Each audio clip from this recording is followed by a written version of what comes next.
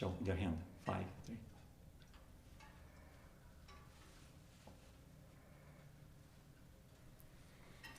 Hello everyone, I'm Gabriel Bardouin, one of the founders of the Slant Lifestyle Center, and I want to welcome everyone here in Elgin, Illinois.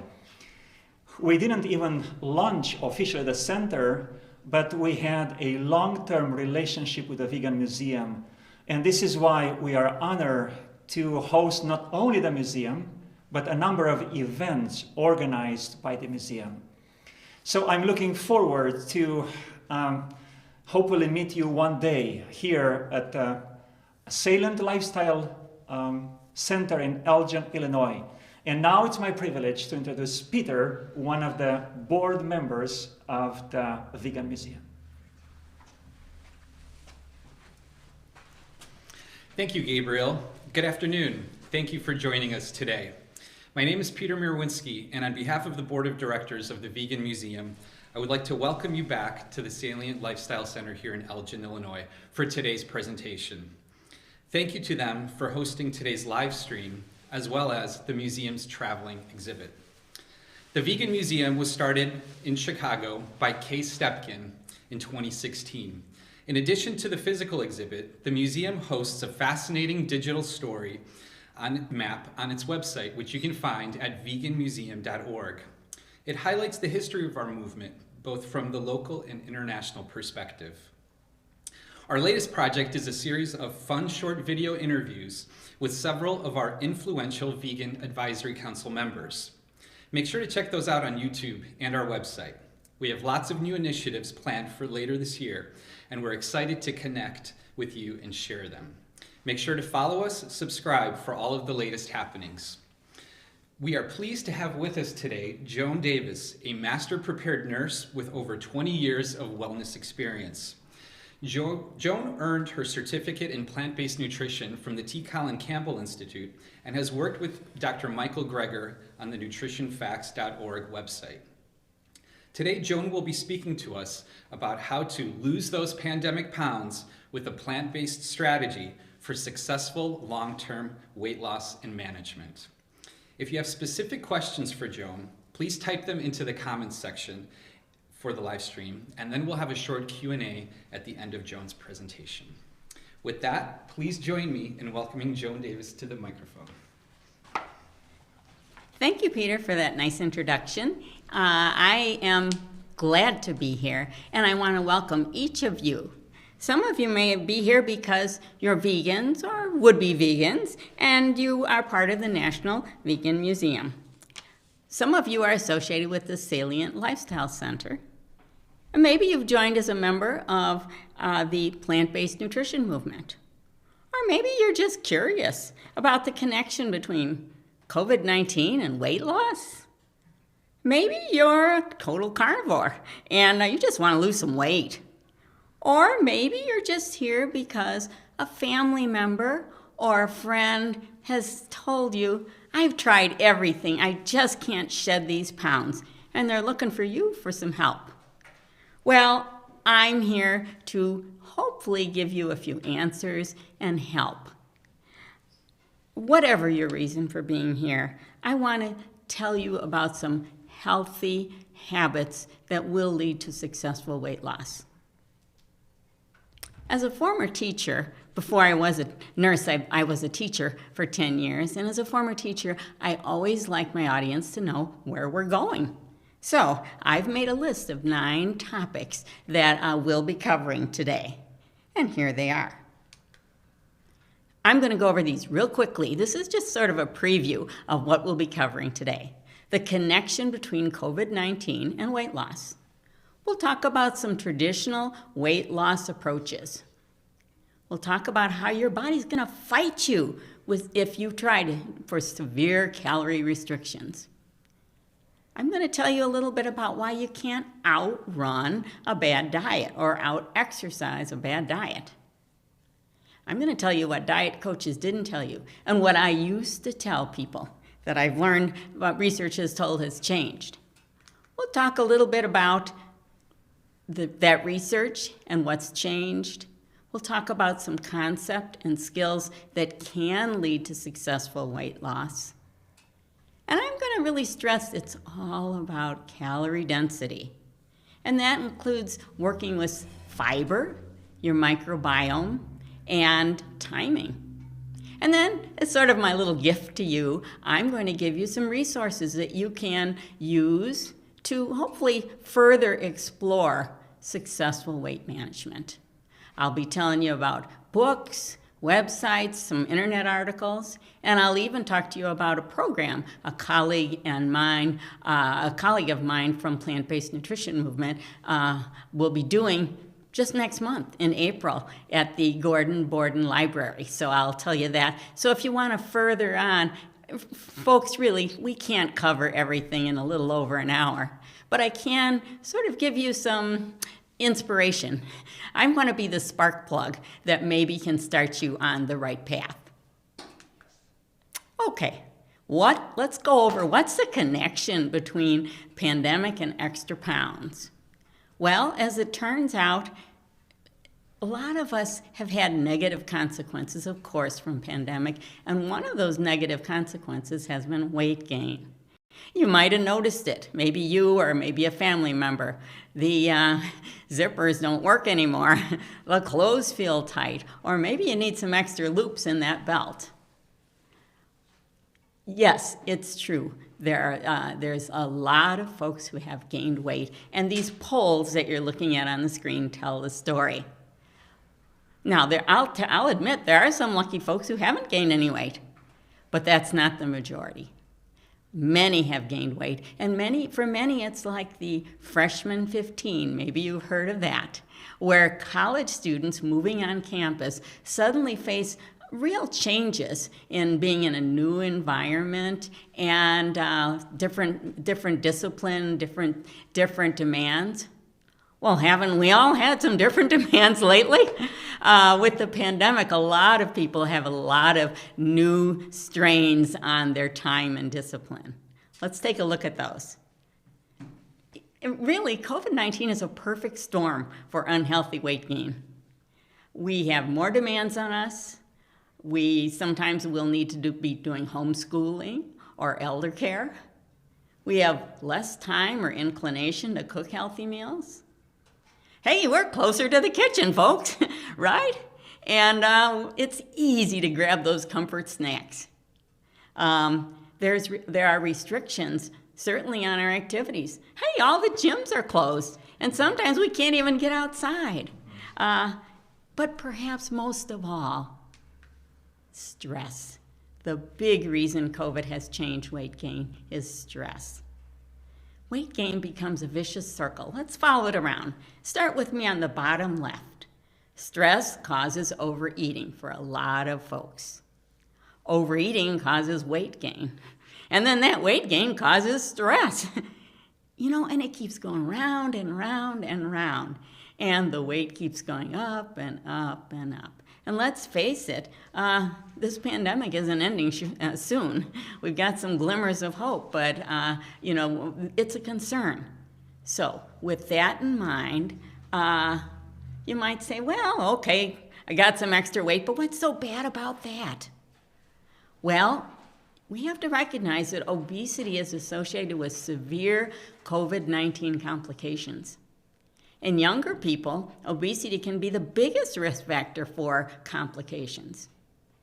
Weight and inflammatory conditions are associated with altered immune response. Actually, that means if you get a vaccine and you have a lot of weight and inflammatory conditions, your vaccine might be less effective. That's not good. And besides that, we have to remember the pandemic is far from over. So, let's take a look. Is this your new pandemic body? Oh dear. If that's the case, we need to go ahead. What's the solution? Well, if you're like most people, you're going to say, I'm going to do what I've always done. I'm going to diet and exercise. And we opt for solutions we're used to. After all, that's what we've been taught, right? Count your calories, exercise those pounds off, cut down on portion size, and practice willpower. The only problem is they don't work. Those solutions don't work. Study upon study shows that most dieters fail. They might start out well, but it's not long term. And often, they not only regain their weight, but they gain more. This Time article says it all. The weight loss trap. The traditional approaches we used in most cases don't work. So what are we going to do? Well, we need to look at why your diet probably won't work. And reason one is the diet that you are eating, the foods that you're eating. I know it's kind of a busy slide you're looking at, but if we just look at the big chunk, we see the big chunk, 63% of the American diet is processed foods. And 25% is animal foods, which have protein, but they also pack a lot of cholesterol and saturated fat, which really leads to weight gain. And then we have 12% plant food. But you know what? Even half of that plant food they've discovered when they analyze is from French fries. So we're talking about a measly 6% of American food that is whole food plant-based. That's the standard American diet, also known as the SAD diet. And now you might be saying, but wait a minute, Joan, I don't eat animals. I don't eat animal products, so I don't get all that saturated fat. And good for you, and that's true. Animal products are associated with saturated fat. However, there's two culprits here, saturated fats and processed foods. So we need to be mindful that those saturated fats may still be part of your diet. And if you decide you're going to cut out you're really getting serious. By golly, I'm not going to eat anything anymore, hardly anything. I'm going to tell you it's not going to succeed. First of all, because when we cut our calories drastically, your body's going to fight you. It's going to fight you in three ways. Folks, it's the way you're designed, the way we work. First of all, you evolve that way. It's through evolution. You know, back in caveman days, there weren't all these calories that are just everywhere nowadays. You had to really fight to get the food, and we evolved to be real good about conserving our food.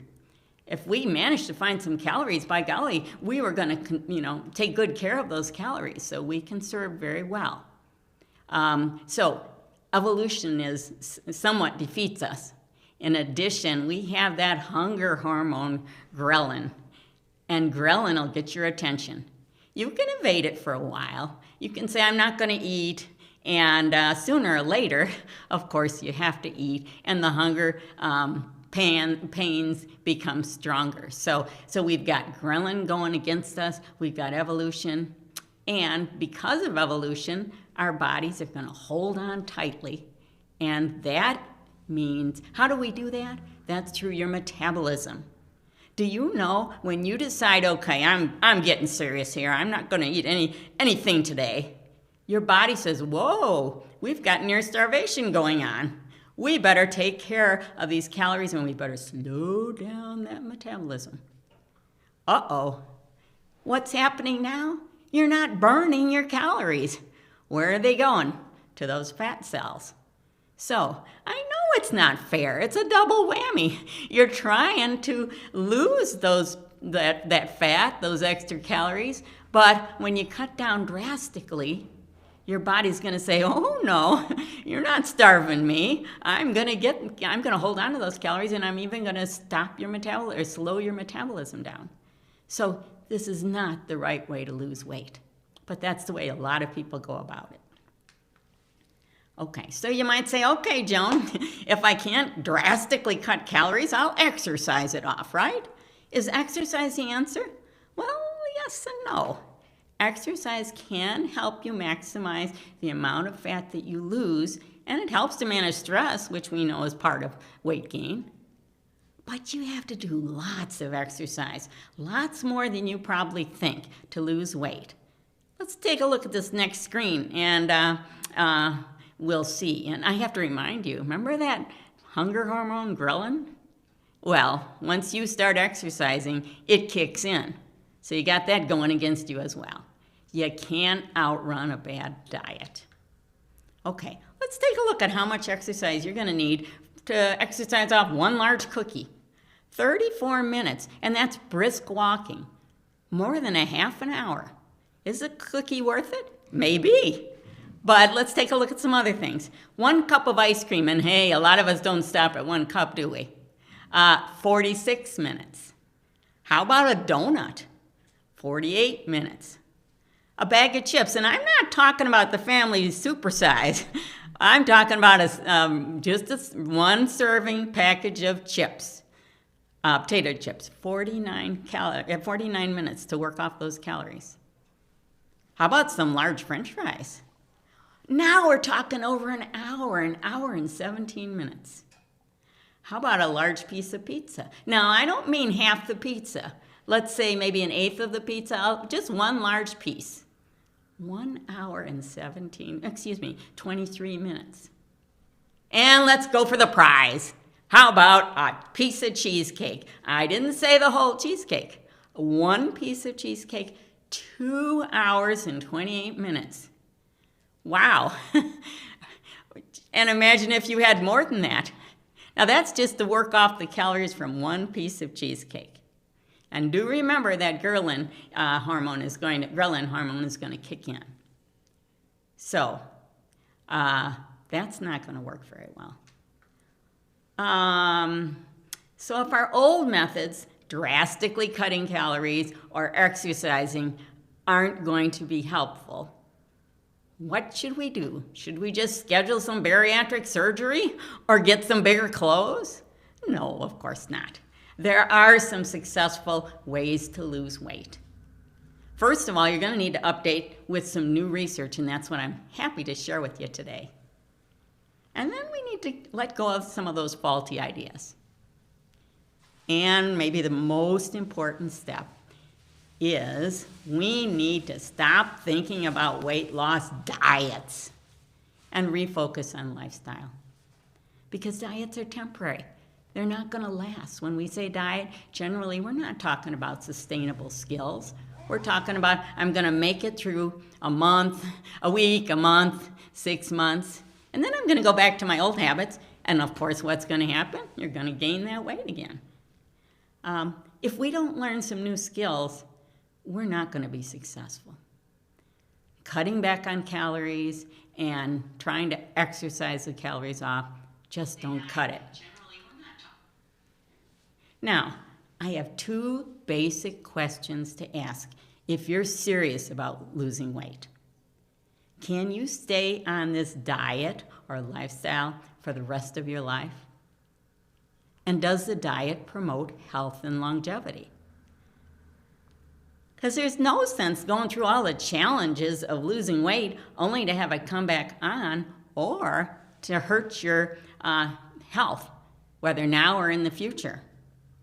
As some diet gurus say, the goal of weight loss is not to have a skinnier casket.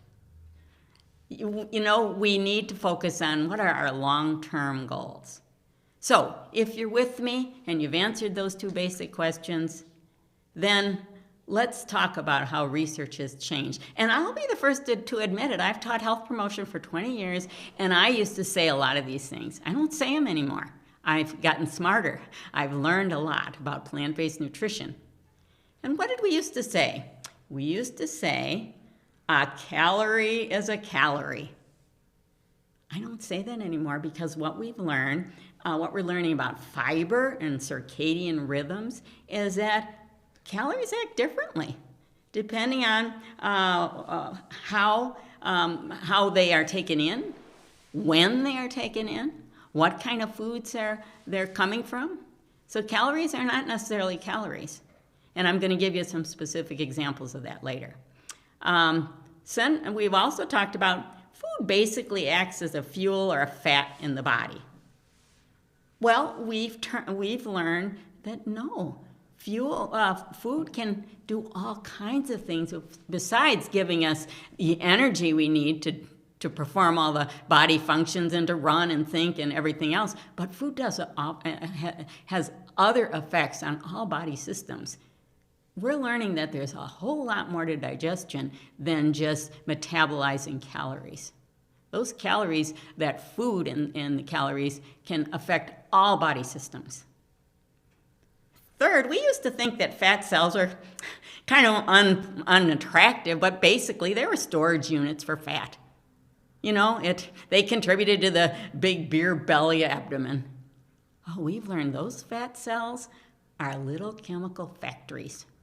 They are so busy affecting us in all kinds of unhealthy ways. So we think much more about what's going on, but these are all things that we've been learning relatively recently.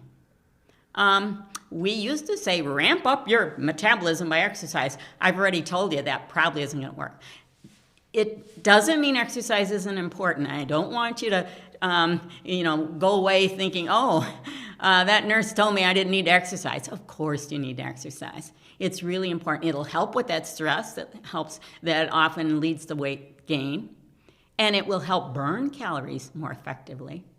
But we've actually found there are some foods that increase metabolism rather than looking just to exercise.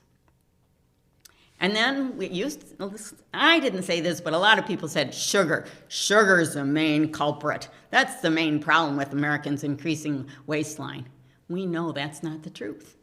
We've learned that, sugar doesn't help. I'm not saying it's a good thing, but it's much more the fat. And it's much more the sugar-fat combo that leads to weight gain. And then we used to say, beware of carbs.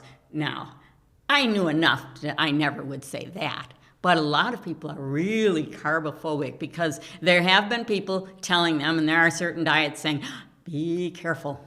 And we have carbophobia, the fear of carbs. What we've learned is we need to be so much more careful about clarifying what are carbs, because we know that people who live in blue zones or people who live long, healthy lives, often carbohydrates are the primary source of their food. Carbs are not the problem. Refined carbs are, and we need to be really careful about keeping them the same. It just doesn't make any sense lumping healthy black beans with jelly beans. They're both carbs, and some give you nutrients, the healthy black beans, and some just going to give you fat or extra weight. Okay, so if you have someone telling you, you got to be careful of carbs, you need to say, what kind? Let's clarify. Okay, we used to say, to successfully lose weight, you need to develop willpower and discipline. We don't say that anymore because we're realizing we are living in a toxic environment for food. It's brutal out there. It's a jungle of extra calories, and it's becoming worse and worse with lots of processed foods. Processed foods defeat some of our normal hunger, satiety, or fullness signals. And we're living in an environment where we're facing foods that human beings never had to face before. So, for us to expect someone to just use willpower, hey, there are engineers and all kinds of specialists working in large food companies that know exactly how to design foods to defeat you. So for us to say, just depend on your willpower, that's expecting an awful lot of people. But we can teach you, and you can learn how you can work with some of these concepts. So you can be smarter than some of the foods that try to trick you. Okay. And finally, we used to say, everything in moderation. Sounds like a good thing, right? However, I want to challenge you. Do we say everything in moderation when it comes to cigarettes? Do we say everything in moderation when it comes to blatantly unhealthy practices or foods? I'm talking Cheetos and Spam. You know, the problem with saying everything in moderation is that people use that as a pass. And, well, I'll just have this birthday cake because it's a special occasion. How often do you have special occasions? For a lot of people, it's every day. I'll just have this treat because someone is visiting. You know, there's so many excuses. And for us to start thinking, well, moderately, we may define our moderately very differently than the diet coach who's talking to you. So sometimes we need to just be firm and say, no, even moderately, that's not a healthy thing for you to be eating. The problem with everything in moderation, it gives people permission to make decisions that perhaps aren't wisely thinking about, well, what are we really talking about as far as food input? Now, I've told you quite a bit about things that don't work, right? I think we better get to some things that do work. And here they are. Now, don't feel like you need to, I'm just giving you this list as kind of a coming attractions. I'm going to talk about each of these. So, but we are going to talk about these concepts: calorie density, fiber, microbiome, that's been in the news a lot lately, right? Whole intact foods, crowd control, leafy greens, and here's a word I bet you don't know, thylakoids. I'm going to tell you what that is, so you can walk away having one new word after this program. Then we're going to talk about the big three additives and how they can lead to weight gain. And finally, we're going to talk about timing. Then we're going to talk about some little tweaks. The 8 on the left are the most important, but the 8 on the right are just some tweaks, some additional things that you can do that will help with weight gain. Okay, I said the big thing is calorie density. We better define that. Calorie density is a measure of how many calories are in a given weight of food. Often we talk in terms of grams or a pound. Okay, calorie density is a wonderful concept, and it's really going to be helpful for weight management. It's the simplest approach to healthful eating and lung weight. Why? Because it's common sense. It doesn't involve counting calories or measuring or weighing or keeping track of portions. All the things that maybe you used to hate when you were trying to lose weight. We don't have to do that if we look in terms of calorie density. We just need to know, is this food calorie dense or not? And I'm going to show you how you can figure that out.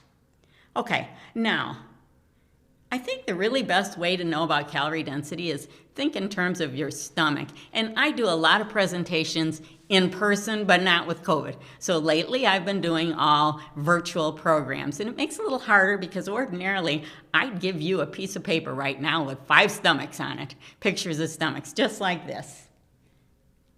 And then I'd make you do some homework. Well, I'm going to have to make you do some virtual homework here. What I want you to do, I'm going to give you foods. You can see oil, fruits and veggies, cheese, potatoes, rice and beans, and meat. And I'm going to ask you, draw a line where you think 500 calories of this food would be. Okay, so all I want you to do is visualize. I've given you the stomachs. Now, I've given you a hint. I gave you a virtual bakery treat. There it is. I put bakery treats at the bottom of that stomach. And I drew that green line. And if you ate some bakery treats, we're talking donuts, pie. 500 calories wouldn't fill it up very much, would it? Maybe about a fifth of the stomach. Okay, where do you think the line might be for oil? Keep that in your mind. And let's go on to fruits and vegetables. What we're talking here is how much volume per calorie, per weight. And the more the volume, the bigger bang for your food buck, because it'll fill you up. And we need to be filled up. If we're not filled up, we're going to be hungry. So we want that stomach filled up. Do you know how much a stomach can hold? Generally about 2 cups. Okay? So, with that, let's look at cheese. Where would you draw your line for cheese?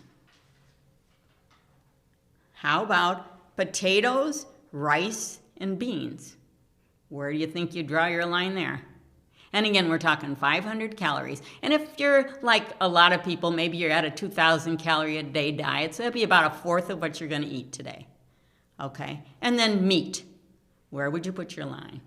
All right, I'm going to take you out of your misery here and you're guessing. Let's take a look. And notice I didn't put these in order because if I put oil at the beginning and then I put fruits and vegetables, you know it's going to be in order. So I jumbled it up a little bit. This is from Forks Over Knives. And you can see oil. Man, it's barely at the bottom of the stomach, is it? Kind of a little lining to the stomach. Is that going to fill you up? No. And that's a fourth of your daily calories right there. And for some of you, if you're on a little bit, maybe you only get 1,800 calories or even less. You know, you're going to be hungry. Even if you say, I'll have that same thing maybe 4 times, you wouldn't fill up one stomach.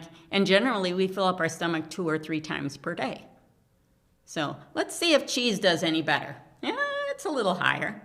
But 500 calories of cheese isn't very much. How about meat? Well, that's about half a stomach, a little less than half a stomach. Potatoes, rice, and beans, golly, that fills up the stomach, 500 calories worth. And fruits and veggies, my goodness, it's just about overflowing, isn't it?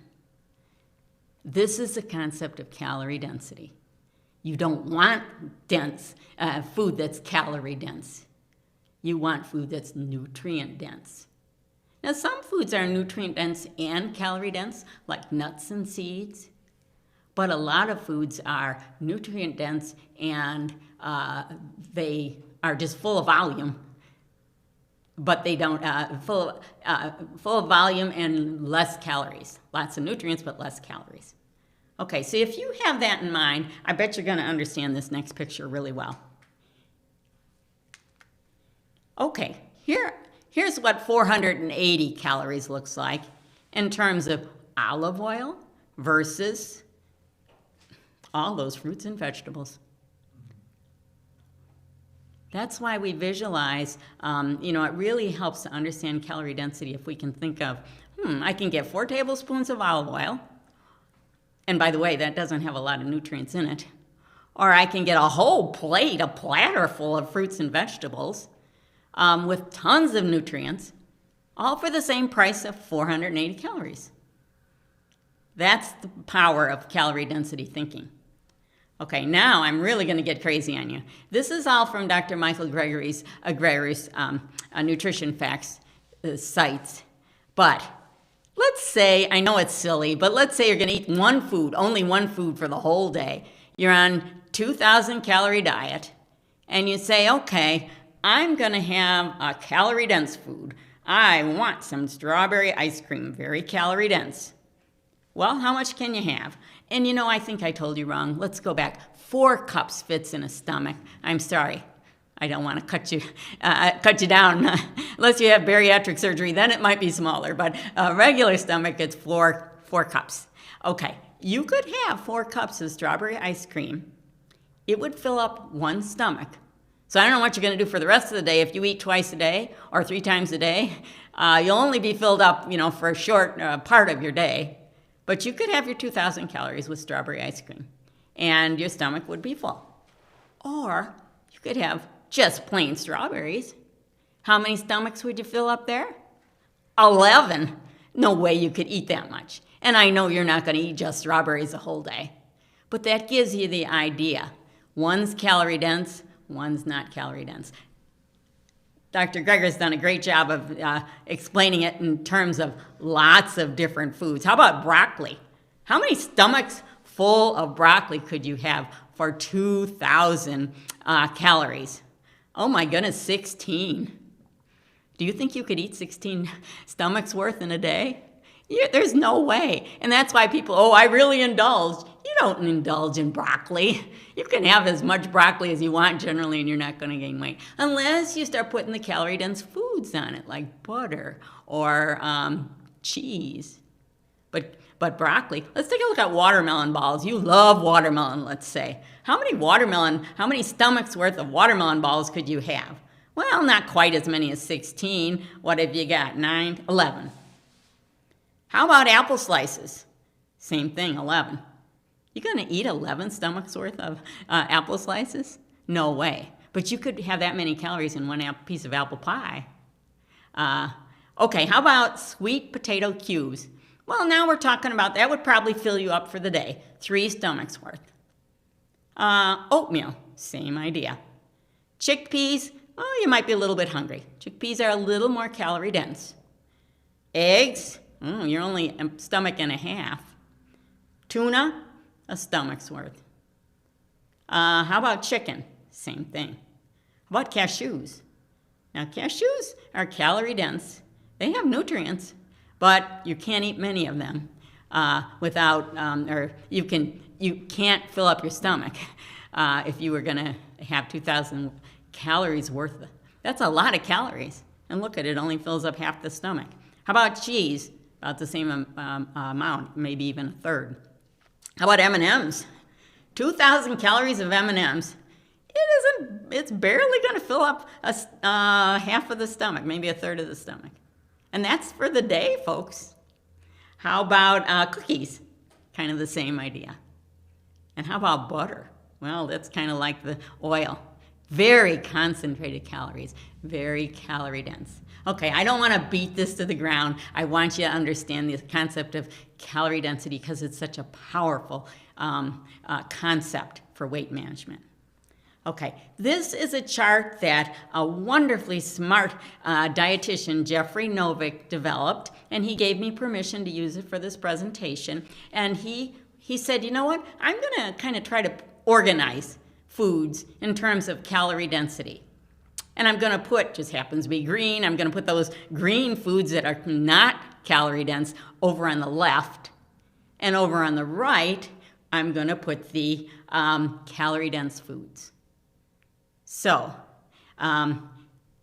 if you look at this, you'll see vegetables are not calorie dense at all. They're way over on the left.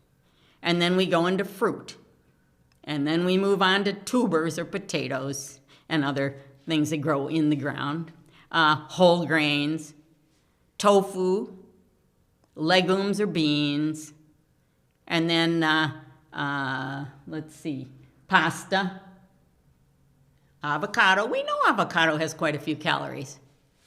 So it's a yellow food. Sometimes this is shown in terms of green foods, eat a lot of them.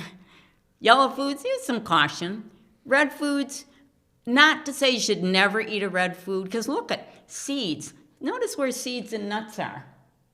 You see way over, they have 2,800 calories per pound. So I'm not saying you should never have those. They're healthy foods. But you should just kind of go over there once in a while. Make an excursion over to the red side. And mostly eat from the green side. Now you might say, oh, Joan, look at all those foods that I would be eating very little of or none. Well, it's the fact that there's tons of different kinds of foods in those fruits, vegetables, pastas. When my husband and I went whole food plant-based, we learned there's a whole world of wonderful foods out there that we weren't aware of because we didn't eat the standard American diet, but we weren't that adventurous on the grains that we ate and some of the vegetables. So believe me, you'll have plenty of different variety of good foods, tasty foods. And then what you can do is you say, well, I could eat vegetables, but I like a little bit of cheese on it. Well, then maybe that's what you'll decide to do. And maybe you'll discover plant-based cheese or nutritional yeast, which gives a yeasty flavor, but it doesn't give you the calories. So this is a real good concept, but it's not the only concept. I want you to just remember this. You don't have to eat less. You just have to eat right.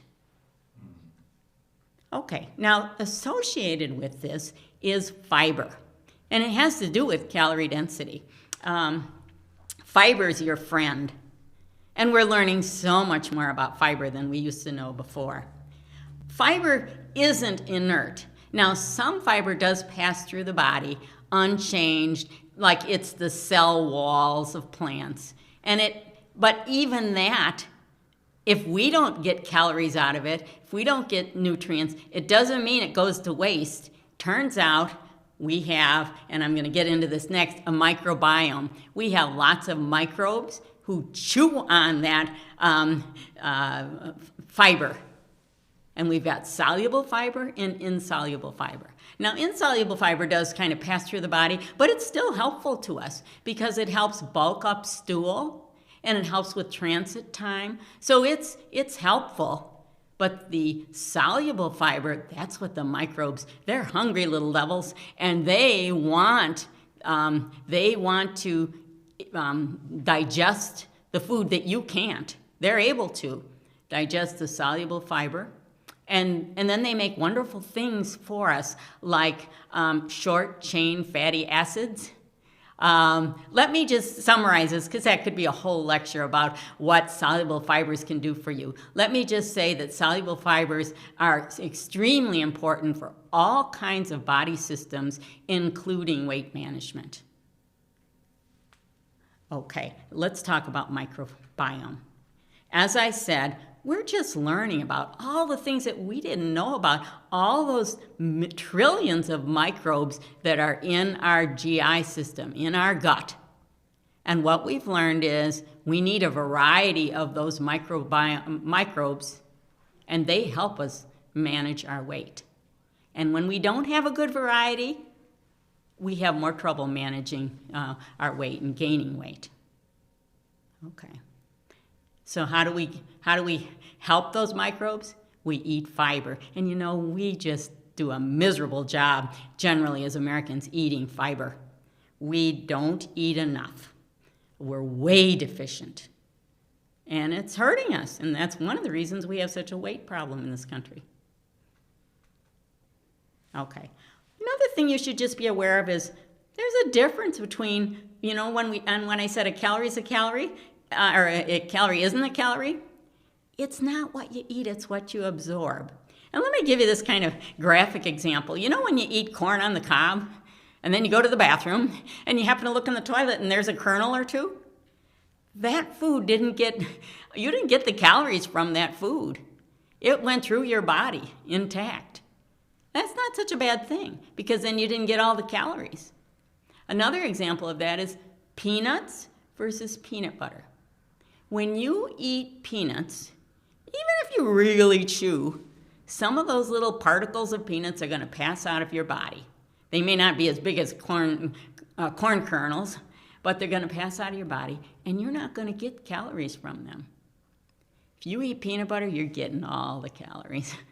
It's been processed. And maybe machines, other processes may have affected squeezing the calories out, or making it so your body will squeeze the calories out. So you can eat 100 grams of peanut butter versus 100 grams of peanuts, and you're going to get more calories because you're going to absorb more calories from the peanut butter.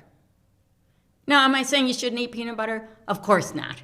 But what I'm saying is be aware, that's why we can say a calorie is not a calorie, and you're better off with whole, intact foods. And then I like this concept by Dr. Greger. He has what we call a daily dozen. And I know this is very small font, and it's an app you can actually put on your phone. But basically it says, here are recommendations for what you should eat during the day. And it varies a little bit. If you're a fairly small person like me, I can't eat all that. I've tried a couple of times. I can eat most of those foods. If you're a big person, you might need more than the recommended serving size. But quite frankly, we Americans, we're so bad at getting our greens in. Look at how many greens, servings, 2 per day. That's the leafy greens. How many people do that? Unless you make a real effort to have a salad, a nice big salad every day, you may not be getting, maybe every 3rd day you might get your leafy greens in. Cruciferous vegetables. How many people make a real habit of trying to get cruciferous, such as cabbage, Brussels sprouts? They're so healthy for us, but we're deficient. Berries. Berries are so full of antioxidants. We need those nutrients, but how many people get a serving of berries? It's not a huge serving. It's maybe half a cup. I can't remember exactly what. All this is spelled out. Here's the one we really fall down on, beans. Beans are all that fiber I was talking about. 3 servings of beans per day. How many of you know people who, do that? And there are ways that you can do it. You might say, oh, I'm a little afraid of the gas involved. Your body can transition. It's quite possible to get those beans in. Flax seeds, grains. So, crowd control means eat those. You won't have any room for the rest. You won't have any room for the processed foods. Crowd control is a good concept. And again, you can look a little bit more if you go to nutritionfacts.org daily challenge. Okay, here's something I didn't know about until recently. I knew leafy greens were good for you, but I did not know about thylakoids. Thylakoids are actually in all leafy greens. They're hormone stimulators, and they actually give us feelings of being full, which is a great thing. So we want to eat thylakoids. As I said, there's all kinds of research. It's just a booming field right now. And it's wonderful because then we can learn, a little bit about how we can better manage our weight. Okay, then I want to talk about foods that aren't so healthy for weight management. And those are the additives that are found in processed foods. The big 3, salt, oil, and sugar. And they're going to add pounds. So I actually do a whole program about this, and now might be the time for me to tell you about a couple books that can tell you a little bit more about it. You see the one book on the screen, Salt, Oil, and Fat by Michael Moss. He gives a really good description of what's happening with big food companies and why we're facing so many ultra-processed foods. He was just on on Chef AJ, an internet show this morning, and I was so fascinated. He's got a new book out now. I didn't purchase it yet. I'm going to be getting it soon, and it is called Hooked.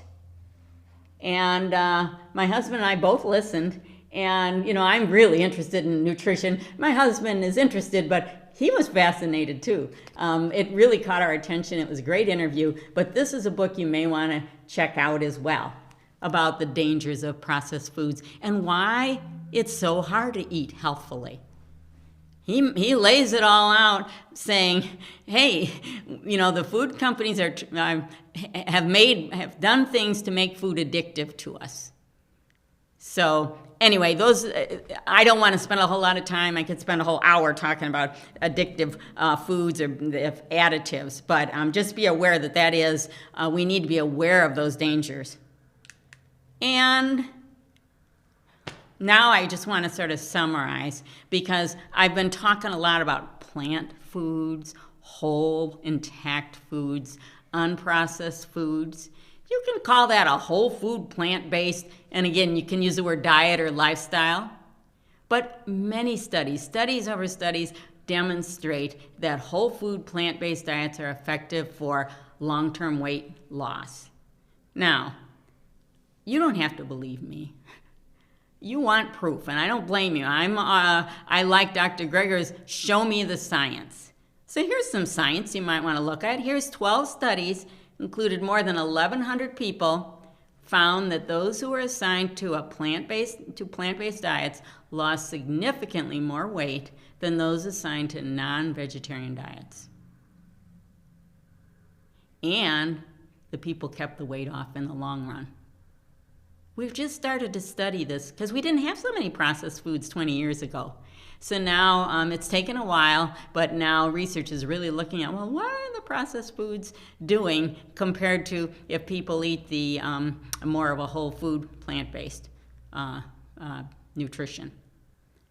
Now, the neat thing is, and it's not a coincidence, that the lifestyle or diet that leads to weight loss is also the one that's best for your health. Isn't that wonderful? You'll get the health and you'll also lose the weight. So I could show you all kinds of other studies. I'm into research, but let's move on. Now you might say, well, what's the easy way? Is there a simple one thing I could do? And here it is. Cutting out processed foods is a powerful weight loss tool in itself. Now, I've told you lots of things that you can try, but cutting out processed foods is really important. And it also will help cut your risk of chronic diseases, a pretty big bonus. Now, there's some other things that you should consider, and one is timing. And we're learning about that, and you've probably heard a lot about intermittent fasting. What we're learning is that it's certainly important what we eat, but it's also kind of important when we eat. And front-loading our calories will really help with weight management. Oh, that's not good news for someone like me because I'm a night owl and I like to eat my calories later in the day, but I've read enough research, I'm convinced that I'm really trying to front-load my calories. Not meaning I have to eat breakfast at 8 the minute I get up or 6, but that I try to eat a lot of my calories earlier in the day and don't have big calorie-laden snacks after 7. Okay? So timing is important, and it's based on circadian rhythm. And again, we could talk a whole hour about that, but just be aware that that's why we say a calorie is not necessarily a calorie, because it may depend on when you eat that calorie. Okay.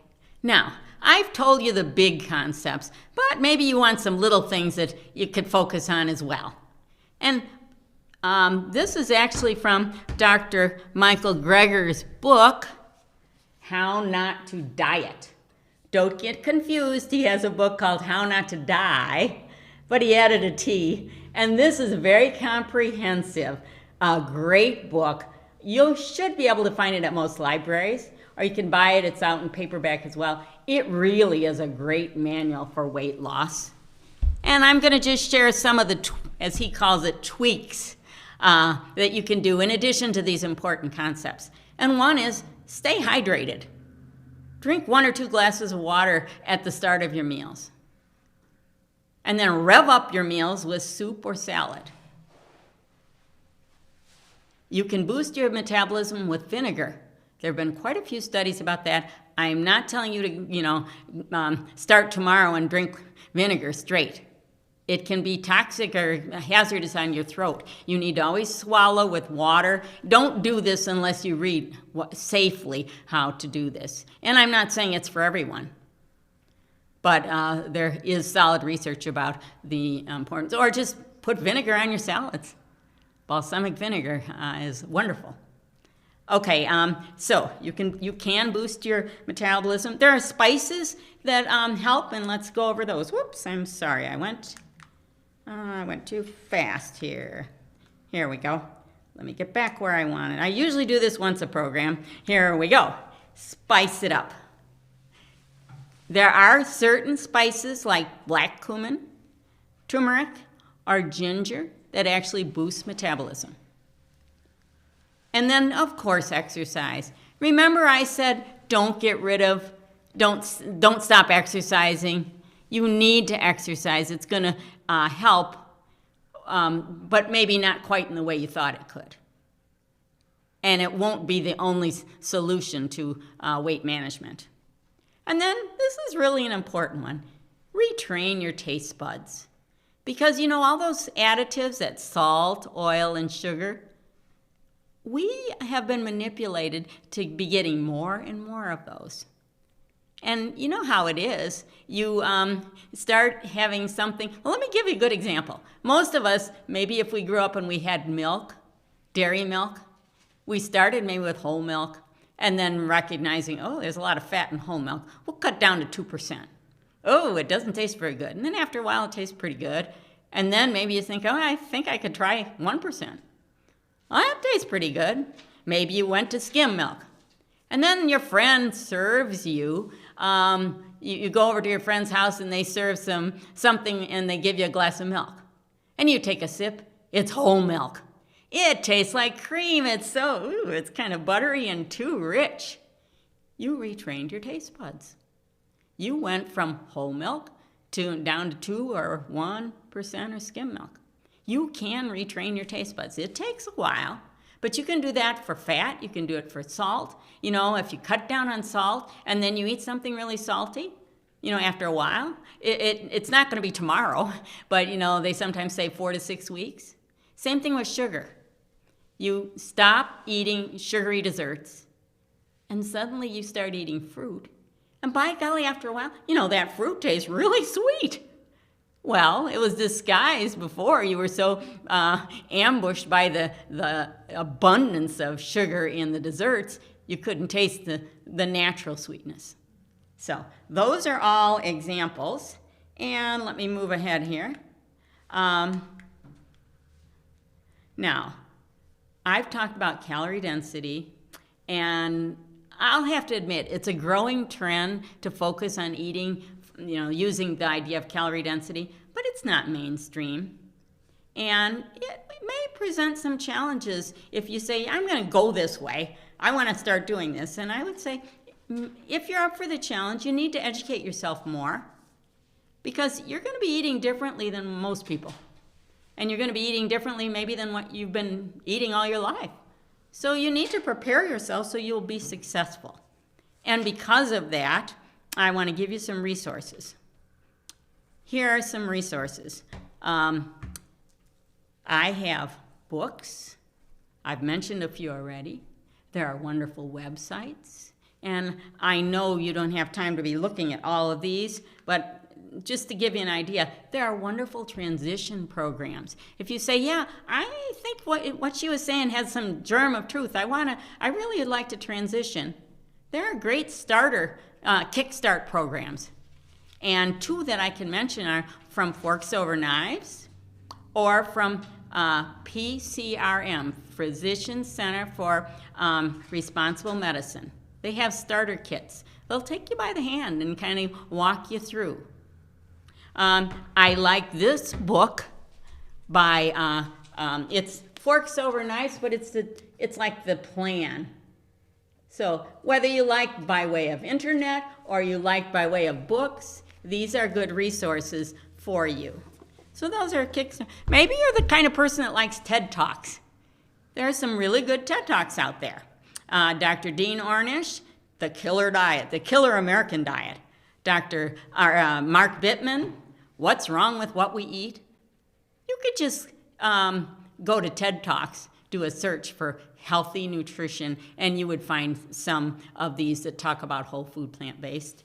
Another thing is Dr. Greger, as I mentioned, nutritionfacts.org, and I prejudice. But I really like Dr. Greger's research approach. He doesn't say anything without giving you the studies to go with it. And he puts out a video or blog pretty much every day. And there's a nice search engine that will be helpful to you. Okay, those are some of the things you can find on the internet. Let's talk about books. I've told you about this book already. Here's some other helpful books. The DVD, if you haven't been introduced to that.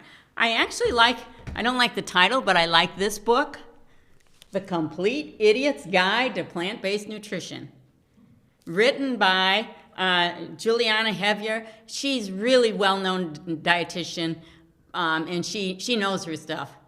But it's written in a way that's very approachable. So this is a good resource. Other books, there is a book called A Plant-Based Diet for Beginners by Gabriel Miller. It may appeal more to men. I mean, because it's written by a guy who was a football player and a farmer, and after an injury, he learned about whole food plant-based, and now he has lots of recipes and tips.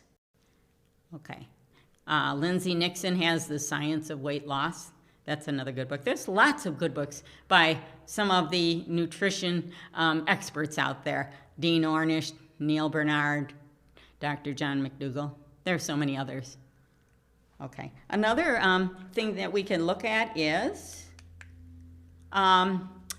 articles, and there are lots of articles. I've put some here. I mentioned the calorie density approach. You could just put that as a search engine in Google, and you would find articles. But the one by Jeffrey Novick, if you can find that one, that would be the best. You might want to put his name in there, and you will find his chart that I think is helpful to look at. There are articles like 10 easy ways to eat more plants, and sometimes we just need a few little tips to get us motivated. I certainly would recommend learning how to read labels. Again, that's a whole nother talk, but you need to know what you're getting when you're buying foods. Now, the good thing is if you buy a lot of whole foods, like sweet potatoes, you don't need to read any old label. There's no label. So that is a nice thing. But you should learn, because you're going to buy some processed foods, so you should know how to read labels. Okay, other articles, tips for success, and there are interviews by doctors. There's interviews by Michael Moss, the author of the couple books that I've mentioned, Hooked and Salt, Oil, and Sugar. Okay. We have covered a lot of material, haven't we? I hope that this at least will get you thinking about, maybe I should have a different approach. Maybe then I could be successful, or you could talk to your friend about that. So with that in mind, I'd like to open it up to questions and see what's on your mind. Great, thanks, Joan. We have a few questions from our audience here. The first one is, how soon after we wake up should we eat? Is there a general kind of time frame we should wait? No, that's been studied, and we get somewhat different answers, but we used to always say breakfast is essential. Well, breakfast is important, but breakfast doesn't have to be first thing in the morning. And some people, they're actually nauseous. Don't give me anything to eat. I don't want anything. So that is more of an individual, but you don't want to say, okay, I'm not going to eat until 2 in the afternoon. You haven't front-loaded your calories. So again, it's if you can encourage your body, and sometimes it takes a little, movement towards, okay, maybe I'll start with a piece of fruit, something I can handle. Depends on if you're going to go out running, you sure don't want probably more than a banana before you do your run and then have your breakfast later. So no hard and fast rule on that, but the more you can front load, the better. Wonderful. And another question on the timing. This one's at the end of the day. How many hours before we go to sleep should we have the last meal? Well, it's recommended, not particular hour time frame, but let your body sort of start getting into the mode of, because there's a whole bunch of things that go on in our bodies when we're sleeping. And if you've just had a great big meal at 10 and you go to bed at 10:30, your body's going to have to digest all that. So give your body maybe a couple hours, and then you have that nice long period of fast between when you stopped eating, 8, and maybe when you begin eating again, and that's been helpful for weight loss, we've learned. That's the idea of intermittent fasting. So, I'd say a couple hours anyway, but there's no hard and fast rule. And certainly some days, golly, I was so busy. The other day, I was eating my dinner at 9, just because I hadn't eaten. Wasn't the wise thing to do. But we know that you're not going to be hard and fast every day, but aim for earlier. Wonderful. Do you have a favorite plant-based meal or food that you like or eat frequently? I could tell you what my husband says. That man loves spaghetti.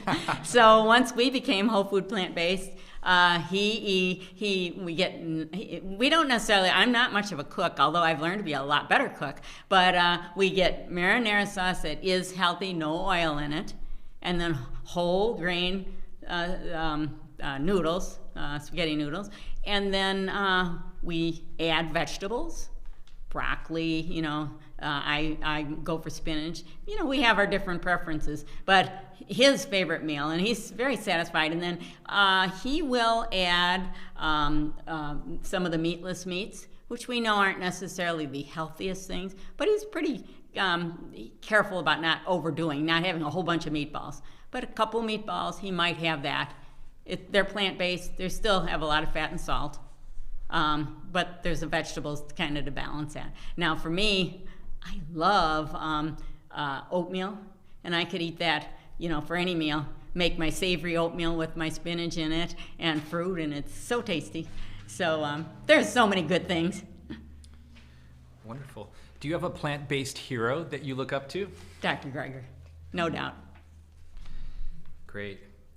And let's see, how long does it take for a full stomach of vegetables to be fully digested? You know, I'm not sure. I'm not going to give you misinformation on that. I think it might depend on, some of the vegetables being a little more fibrous, might have faster transit time. But good question. I don't have quite the right answer. Good.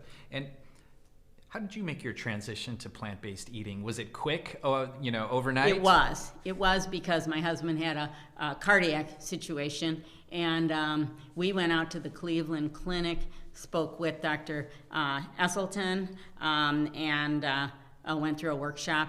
And quite frankly, if they would have said, well, your husband will live now, but you're going to eat cardboard, I would have said, could I have mustard on that? As it turned out, we discovered a whole world of food. But once we got home, we tossed, we changed. And I think it was helpful because we supported each other. And I learned a lot of cooking. Maybe it was good because I didn't have a lot of bad habits to undo. I just had to spend more time. We ate what we thought was healthy, that's the thing. But it was a lot of processed foods.